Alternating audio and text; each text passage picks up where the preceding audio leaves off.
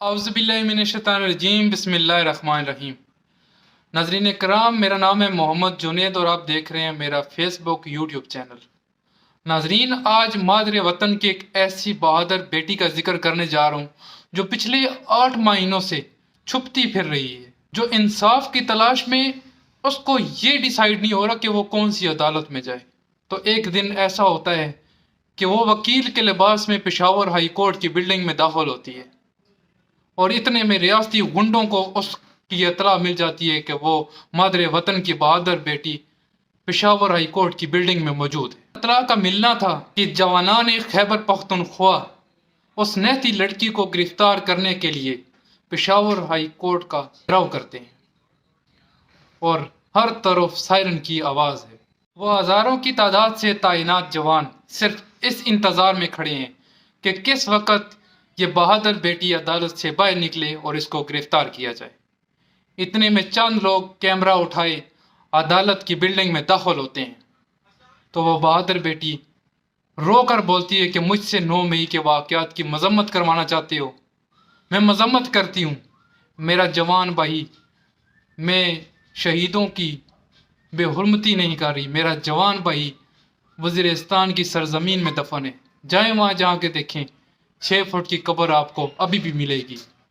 ناظرین، یہ اس نہتی لڑکی کے الفاظ ہیں۔ نہتی لڑکی سوچتی ہے کہ ابھی مجھے گرفتار کیا جائے گا، کیا پتا آئندہ آنے والی کتنی زندگی میری جیل میں گزرے گی، کیا پتا جیل میں کون سے سوالات ہوں گے، مجھے مرد اٹھا کے لے جائیں گے یا عورتیں اٹھا کر لے جائیں گی۔ یہ تمام تر سوالات اس کے ذہن میں گردش کر رہے ہوتے ہیں، اور ساتھ ہی اطلاع ملتی ہے کہ چیف جسٹس صاحب کسی خاص میٹنگ میں اسلام آباد کیے ہوئے ہیں۔ ناظرین، اس گرفتاری سے بچنے کے لیے وہ نہتی لڑکی یہ ڈیسائیڈ کرتی ہے کہ اس کا رات کا کھانا اور بستر عدالت میں پہنچا دیا جائے، کہ صبح جب جج صاحب آئیں گے، عدالت لگے گی تو وہ اپنا کیس عدالت میں جج صاحب کو سنائے گی۔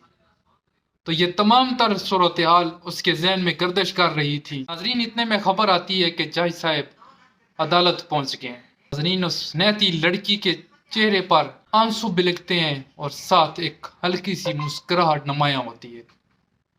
کمرہ عدالت لگایا جاتا ہے، جج صاحب اپنی کرسی پر بیٹھتے ہیں، اور وکیل صاحب جب کیس پیش کرتے ہیں تو جج صاحب ان کو اشارہ کے طور پر کہتے ہیں کہ آپ بیٹھ جائیں، سب سے پہلے بیٹی کو کھانا کھلایا جائے، اور اس کے بعد تمام تر کارروائی کی جائے گی۔ ناظرین، اس تمام صورتحال کے بعد پشاور ہائی کورٹ کے چیف جسٹس اس نہتی لڑکی سے یہ کہتے ہیں کہ بیٹی مسکراؤ، تم پشاور ہائی کورٹ میں موجود ہو۔ ناظرین، اتنے میں تمام پولیس آفیسرز کو پشاور ہائی کورٹ بلا لیا جاتا ہے، اور ان سے پوچھا جاتا ہے کہ یہ نہتی لڑکی آپ کو کسی کیس میں مطلوب ہے یا نہیں۔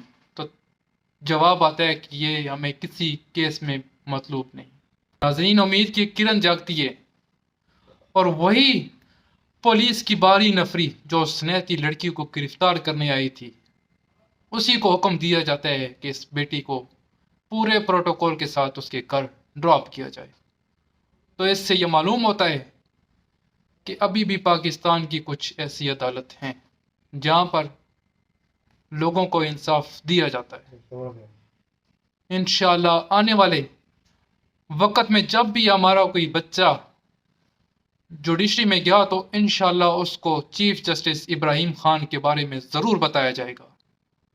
وہ رات تھی، وہ فیصلہ تھا دینا تھا کہ چیف جسٹس ابراہیم خان کے الفاظ تاریخ نے سنہری سیاہی میں قلم بند کر لیے۔